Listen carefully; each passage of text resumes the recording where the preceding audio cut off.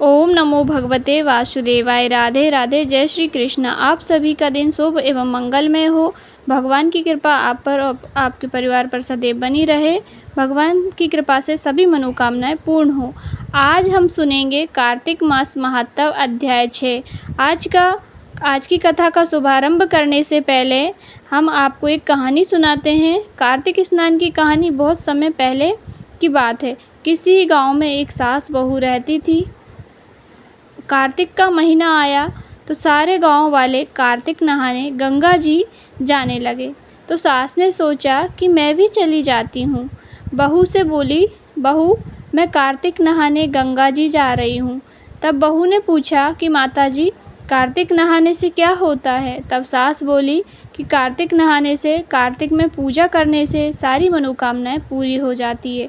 घर में अन्न धन के भंडार भरते हैं, बेटे पोते का सुख प्राप्त होता है। तब बहू बोली, सासू जी ऐसी बात है तो मैं भी चलूँगी, मैं भी नहा आऊँगी। वह कुम्हार के घर गई और वहाँ से 33 मिट्टी के कुंडे ले आई। कुंडे होते हैं जो पुराने ज़माने में जब एक मटका भर के रखते थे, उसमें नीचे एक बर्तन रखते थे मिट्टी का, उसे कुंडा कहते हैं। वह 33 कुंडे ले आई और सारे ले जाकर उसने छत पर रख दिए। रोज़ रात को एक कुंडा भरकर रख देती और सुबह उठकर नहाती और कहती, सासू जी नहावे, वे नहावे कुंडे में हर हर गंगे, मन चंगा तो कटौती में गंगा। इतना कहती तो गंगा जी की धारा बहू के कुंडे में आ जाती। बहू नहाकर कुंडे को उल्टा करके रख देती।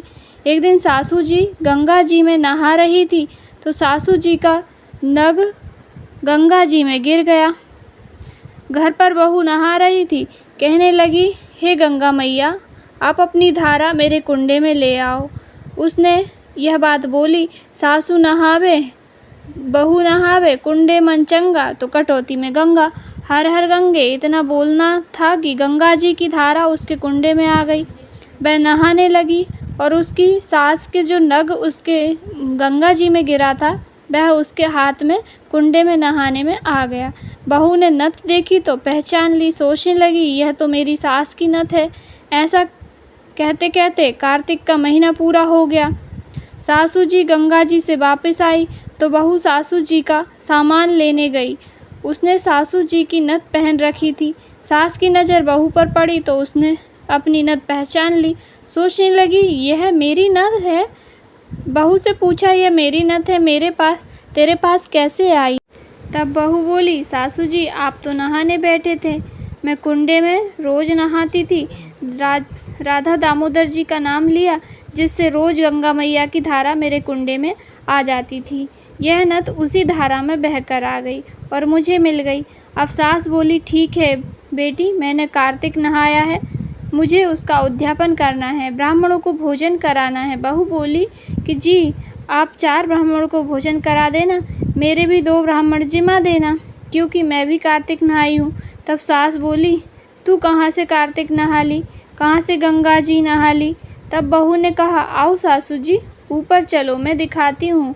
अब सास बहू छत पर गई तो वहाँ देखा 33 कुंडे उल्टे पड़े हुए थे, वे सारे सोने के हो गए। तब बहू ने कहा कि मैं रोज़ रात को एक कुंडा भर कर रखती थी, रोज़ सुबह सवेरे उठकर नहाती थी, कुंडे को उल्टा करके रख देती थी। यह सब देखकर तो सास कहने लगी, बहू तेरा नसीब तो बड़ा अच्छा है, जो गंगा जी की धारा तेरे कुंडे में आ जाती थी, तेरे कुंडे भी सोने के हो गए हैं। मेरे तो मन में अहंकार था, ऊपरी मन से कार्तिक नहाने गई थी, इसलिए मुझे तो कुछ भी नहीं मिला, लेकिन तुमने श्रद्धा से मन से कार्तिक नहाया, जिससे कार्तिक के देवता राधा दामोदर भगवान की कृपा तुम्हारे ऊपर हुई। आप दोनों सास बहू ने मिलकर ब्राह्मणों को भोजन कराया, हवन कराया, ब्राह्मणों को दक्षिणा दी, उन्हें भी सारी सामग्रियाँ दी, खुश करके भेज दिया। गंगा मैया, हे कार्तिक देवता, जैसे आपने बहू पर अपनी कृपा बनाई वैसे ही कहते सुनते सब पर अपनी कृपा बनाए रखना, सभी की मनोकामनाएं पूर्ण करना, सबका कार्तिक स्नान पूरा करना, सबको अपने कार्तिक स्नान का पूरा फल देना। बोलिए श्री विष्णु भगवान जी की जय, गंगा मैया की जय। अब सुनेंगे कार्तिक अध्याय 6 की कथा। आप सभी जानते हैं, जलंधर की आज्ञा मिलने पर दैत्यों ने द्रोणाचार्य पर्वत पर अपार संजीवनी बूटियां थीं, जिनका प्रयोग करके गुरु बृहस्पति जी सभी देवताओं को जो कि युद्ध में मारे जाते थे उन्हें पुनः जीवित कर दिया करते थे। तो जब दैत्यों को जलंधर ने आज्ञा दी कि द्रोणाचल पर्वत उठाकर समुद्र में फेंक दो, तो दैत्यों ने यह संपूर्ण द्रोणाचल पर्वत उठाकर समुद्र में फेंक दिया। इसके बाद देवगुरु बृहस्पति जी जब दोबारा युद्ध आरंभ हुआ तो एक बार फिर से संजीवनी बूटी लेने के लिए द्रोणाचल पर्वत पर गए, लेकिन वहाँ पर पर्वत नहीं था। तो देवताओं का संहार होते देखकर देवगुरु बृहस्पति जी घबरा गए। व्याकुल होकर बृहस्पति देव ने देवताओं से कहा कि अब शीघ्र यहाँ से भागो, क्योंकि यह दैत्य जलंधर के अंश से उत्पन्न है, इसलिए हम तुम्हारे मारने से अब नहीं मरेंगे। देवगुरु बृहस्पति जी की यह बात सुनकर सभी देवता घबरा गए और भयभीत होकर भागने लगे। जब समस्त देवताओं 10 दिशाओं में भागकर छिपने लगे, तब दैत्यराज जलंधर ने जीत के नगाड़े बजवा दिए, अमरावती नगरी में प्रवेश किया। देवताओं के भागे जाने पर इंद्र की राजधानी अमरावतीपुरी शुंभ और निशुंभ के अधिकार में सौंपकर जलंधर देवताओं का पीछा करने के लिए सुमेरु पर्वत की ओर चल दिया। इंद्र आदि सभी देवता दैत्यराज जलंधर को अपनी ओर आता हुआ देखकर भगवान विष्णु की स्तुति करने लगे।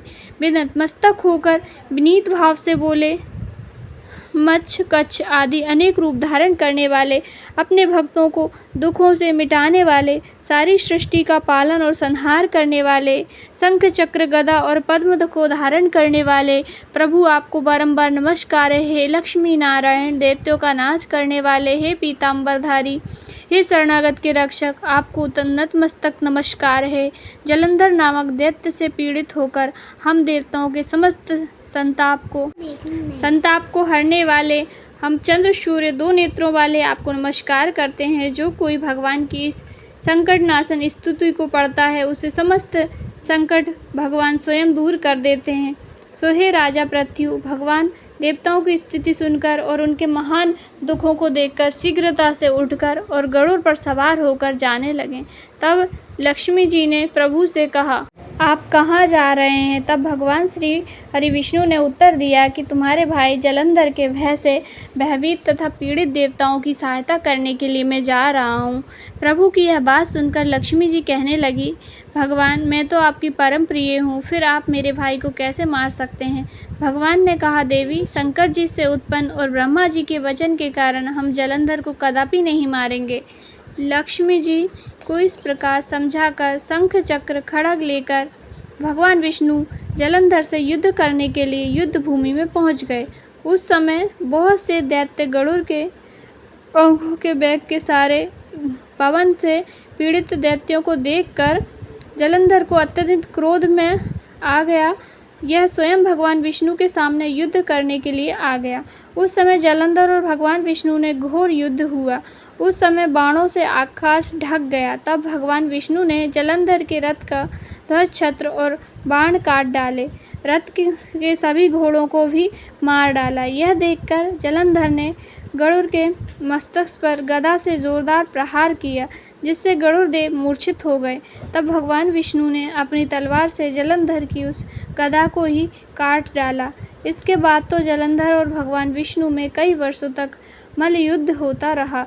जलंधर और भगवान विष्णु के इस घनघोर युद्ध को देखकर सारा ब्रह्मांड भयभीत होकर कांपने लगा, कंपायमान हो गया। अतः अंत में भगवान विष्णु ने कहा, हे दैत्यराज, तुम्हारा और हमारा युद्ध ठीक नहीं है, क्योंकि तुम लक्ष्मी जी के भाई हो। तब जलंधर कहने लगा, अगर आप प्रसन्न हैं तो मैं आपसे यह वरदान मांगता हूँ कि आप लक्ष्मी जी और गरुड़ जी सहित मेरे घर में ही निवास करें। यह सुनकर भगवान विष्णु जी लक्ष्मी जी और गरुड़ सहित उनके यहाँ रहने का यह वचन देकर चले गए। तब समस्त देवताओं के स्थान पर दैत्यों की नियुक्ति करके जलंधर अपनी राजधानी में निवास करने लगा और देवताओं, गंधर्व और किन्नरों के पास जितने भी रत्न थे वे सब छीनकर उसने अपने अधिकार में रख लिए। निशुंभ को शासन के लिए पाताल में भेज दिया। वहां पहुंचकर निशुंभ ने शेष आदि नागों को अपने वश में कर लिया। इस प्रकार जलंधर देव, यक्ष, किन्नर, गंधर्व और मनुष्य सबको अपनी प्रजा बनाकर पुत्र के समान और धर्म की नीति से उनका पालन करते हुए त्रिलोकी पर शासन करने लगा। यह कथा सुनकर देवर्षि नारद जी ने कहा, एक समय भगवान का दर्शन करने और जलंधर का वैभव देखने के लिए हम भी उनकी राजधानी में गए थे। जलंधर की राजधानी की यात्रा का वर्णन करते हुए देवर्षि नारद जी ने कहा, नारायण नारायण, हे राजा पृथ्वी, जलंधर ने वहां पहुंचने पर तो हमारा बहुत आदर सत्कार किया, भक्ति भाव और श्रद्धा से हमारा पूजन करके विनती करने लगा, महाराज कहिए आपका आगमन किस अभिप्राय से हुआ है और मेरे लिए क्या आज्ञा है। तब हमने उनसे कहा कि दैत्यराज, मैं कैलाश पर्वत पर गया था, वहाँ शिवजी और पार्वती जी का वैभव देखकर मैं तो चकित रह गया। अब तीनों लोगों का भ्रमण करते हुए मैंने यहाँ आकर आपकी समृद्धि देखी। आपकी और शिवजी की समृद्धि और वैभव में किसी प्रकार का कोई अंतर मुझे नजर नहीं आता, परंतु तुम्हारा वैभव स्त्री रहित है। कामदेव के शत्रु शरीर भस्म पर लेपन करने वाले वीतरागी शिवजी के पास स्त्री रत्न के रूप में देवी पार्वती जी, यद्यपि तुम्हारे पास भी अनेक सुंदर स्त्रियां हैं, परंतु उनमें से एक भी स्त्री नहीं जिनकी तुलना माता पार्वती जी से की जा सके। इसलिए तुम्हारा सुंदर स्त्री से रहित यह अधूरा वैभव देखकर यही निश्चित हुआ कि शिवजी के समान सारे ब्रह्मांड में किसी का वैभव नहीं है। उनके पास पार्वती जी के रूप में ऐसी अनुपम स्त्री हैं जिनको देखकर ब्रह्मा जी के अनेक अप्सराओं की रचना भी तुच्छ पड़ जाती है, परंतु एक भी पार्वती जी के समान नहीं बन सकी। नारद जी ने आगे राजा पृथ्वी से कहा, हे राजन, मैं तो केवल इतनी बात कहकर वहाँ से चला आया, परंतु पार्वती जी की अपूर्ण सुंदरता की बात को सुनकर जलंधर कामदेव के ज्वर से पीड़ित हो गया। दरअसल भगवान की इच्छा से ही देवर्षि नारद जी जलंधर के पास सब कुछ कहने के लिए गए थे। देवर्षि की बात को सुनकर उसने उसी समय राहु को बुलाकर कहा कि तुम अभी कैलाश पर्वत पर जाकर शिव जी को हमारी आज्ञा सुनाओ। तुम शिव से कहना कि त्रिलोकी के राजा अति पराक्रमी जलंधर ने आज्ञा दी है कि 3 लोगों के नाथ और सभी रत्नों के स्वामी जलंधर के होते हुए तुम शमशानवासी और नरमुंड की माला धारण करने वाले जटाजूटधारी अवधूत के पास पार्वती जी जैसी परम सुंदर स्त्री शोभा नहीं देती। तीनों लोगों का स्वामी होने के कारण सभी रत्नों पर मेरा अधिकार है, क्योंकि पार्वती जी भी स्त्री रूप में रत्न हैं, अतः वह मेरे पास ही शोभित होती हैं। दैत्यराज जलंधर की आज्ञा पाकर राहु उसी समय चंद्रमा के समान उज्ज्वल कैलाश पर्वत पर जा पहुंचा और अपनी भयानक दृष्टि से दिव्यमान कैलाश पर्वत को कला कर दिया। तब भगवान शिव के द्वारपाल नंदी और शिवजी के सन्मुख उपस्थित किए जाने पर राहु ने दैत्यराज जलंधर की उपरोक्त आज्ञा सुना दी। राहु की यह बात सुनते ही भगवान शिव की दोनों भुटियां कमान के समान गुस्से में तन गई। तब उनकी बाहों में से अधिक भयंकर पुरुष उत्पन्न हुआ, जो कि सिंह के समान मुख वाला था। उनके लाल लाल अग्नि के समान विकराल नेत्र थे और उनके शरीर में बड़े बड़े बाल खड़े हुए थे। वह उत्पन्न होते ही भयंकर मनुष्य विकराल मुख फैलाकर राहु को खा जाने के लिए आगे बढ़ा। अब तो राहु भयभीत होकर कहने लगा कि देवों के देव महादेव जी, एक तो मैं ब्राह्मण हूँ, दूसरा दूध के रूप में यहाँ उपस्थित हुआ हूँ, इसलिए अब आप कृपा करके मुझे मत मारिए। राहु की यह बात सुनते ही भगवान शंकर ने उसे आकाश में फेंक दिया। तब वह भयंकर पुरुष शिव जी के पास आया और अत्यंत विनम्र भाव से भगवान जी से कहने लगा कि महादेव, मैं भूखा हूँ, कृपया मुझे कुछ खाने को दीजिए। तब शिव जी ने कहा, तुम अपने हाथ पैरों को खा जाओ। शिव जी की आज्ञा पाते ही वह विशालकाय मनुष्य अपने हाथ और पैरों सहित अपने सारे धड़ को खा गया। तब केवल मुंह ही बचा था। तब भगवान शंकर ने प्रसन्न होकर उससे कहा कि तुमने मेरी आज्ञा का पालन किया है, इसलिए आज से तुम संसार में कीर्ति मुख्य नाम से जाने जाओगे और आज से मैं तुम्हें अपना द्वारपाल नियुक्त करता हूँ। पहले पूजा तुम्हारी होगी, उसके बाद में हमारी होगी। तुम्हारी पूजा के बिना हमारी पूजा निष्फल रहेगी। उधर शिव जी के द्वारा आकाश में फेंका गया वह देश में जाकर गिरा। राहु की ऐसी दशा सुनकर जलंधर अत्यंत क्रोधित हुआ और शिव जी से लड़ने के लिए दैत्यों की 1 करोड़ सेना लेकर अपने पुर से बाहर निकला। इसी समय उनके सामने एक आँख वाले दैत्य गुरु शुक्राचार्य और अंगभंग राहु को उसने आते देखा। इसके अलावा और भी अनेक अपशगुन हुए, परंतु उन्हें देखकर भी वह रुका नहीं। अपार दैत्य सेना सारे आकाश में बादलों की तरह छा गई। तब देवताओं ने दैत्य तथा राज जलंधर को अपार सेना सहित कैलाश पर्वत पर चढ़ाई करते देखा तो चुपचाप इसकी सूचना शिवजी को दे दी। समाचार पाते ही शिवजी महाराज ने भगवान विष्णु का स्मरण किया और भगवान विष्णु स्मरण करते ही उनके सामने उपस्थित हो गए। तब शिवजी ने भगवान विष्णु से कहा, हे नारायण, देवताओं को पीड़ा देने वाले इस महादैत्य को आपने क्यों नहीं मारा? इतना ही नहीं, आप स्वयं श्री लक्ष्मी सहित उनके घर में ही विराजमान हो गए। आखिर इसका क्या कारण है? तब भगवान विष्णु ने उत्तर दिया, महादेव, यह दैत्य आपके अंश से उत्पन्न हुआ है और लक्ष्मी जी का भाई है, इस कारण हमने इसको नहीं मारा। अस्तु यह महादैत्य आपके ही हाथ से मारा जाएगा। भगवान विष्णु की आवाज़ सुनकर शिवजी कहने लगे, यह तेजस्वी दैत्य तो हमसे भी ऐसे नहीं मारा जाएगा, इसलिए इसको मारने के लिए आप अपना तेज देने की कृपा कीजिए। शिवजी के ऐसे वचन सुनकर श्री भगवान विष्णु सहित समस्त देवताओं ने अपना तेज पुंज शिवजी को दे दिया। फिर शिवजी उस तेज को इकट्ठा करके ज्वाला वाले सुदर्शन चक्र और एक वज्र बनाकर जलंधर से युद्ध करने के लिए तत्पर हुए। शिवजी के भूतगणों की सेना में समस्त देवतागण भी सम्मिलित हो गए। उधर जलंधर अपनी सेना सहित कैलाश के पर्वत पर पहुंच गया और इधर कीर्ति, मुख, नंदी आदि समस्त गण और देवताओं की सेना भी युद्ध के मैदान में आकर डटी रही। देवताओं और जलंधर की सेना में घोर संग्राम हुआ। समस्त भूमंडल कांपायमान कँप गया। युद्ध के मैदान में जितने दैत्य मरते, दैत्य गुरु शुक्राचार्य उन्हें अपनी संजीवनी विद्या से जीवित कर देते। यह दृश्य देखकर भूत आदि गणों ने शिवजी के समीप जाकर उनसे संपूर्ण वृत्तांत कह सुनाया। तब शिवजी ने कंद्र के समान मुख वाले महाभयंकर लालबंगा नामक एक कन्या अपने मुख से उत्पन्न की और वह कन्या हुंकार मारकर दैत्यों को अपने मुख में डालते हुए शुक्राचार्य जी को उठाकर आलोक हो गई। तब शिव गणेश दैत्य सेना को पूरी तरह से मारने लगे। गणों की इस मार से व्याकुल होकर दैत्य सेना भाग खड़ी हुई। दैत्य सेना को इस प्रकार भागते देखकर जलंधर के सेनापति शुंभ निशुंभ और कालनेमी ने आगे बढ़कर देव सेना पर प्रत्यक्ष गमन कर दिया। तब देव सेना दैत्य की मार से विचलित हो उठी। तब गणेश जी और शुंभ के बीच घनघोर संग्राम हुआ। दैत्यों को पराजित होते देखकर जब स्वयं युद्ध क्षेत्र में आया, उसे देखकर वीरभद्र ने जलंधर पर अनेक प्रहार कर दिए। कीर्तिमुख का भी एक नाम वीरभद्र है। तब जलंधर ने क्रोधित होकर अपना परिध उस पर दे मारा तो उसके रथ की ध्वजा काट दी। फिर उसने देव सेना पर भयंकर बाण वर्षा करके उनमें भगदड़ मचा दी। अपनी सेना की यह दशा देखकर स्वयं भगवान शिव नंदी पर सवार होकर युद्ध के मैदान में आए और उन्होंने तब तीव्र बाणों की वर्षा आरंभ कर दी। शिवजी के प्रहार से दैत्य सेना इस प्रकार भागने लगी जैसे कार्तिक मास के व्रत से पाप समूह भाग जाते हैं। उसी समय शिवजी ने अपने बाणों से खड्ग, रोमा, सिंह काटकर पृथ्वी पर गिरा दिया। इसके पश्चात जैसे ही जलंधर आगे बढ़ा, शिवजी ने उसके रथ के घोड़े और सारथी को मार गिराया। तब जलंधर खड्ग हाथ में लेकर पैदल ही शिवजी की ओर दौड़ा। शिवजी ने उसी क्षण आगे बढ़कर एक मुक्का उसकी छाती में मारा, जिससे जलंधर अचेत हो गया।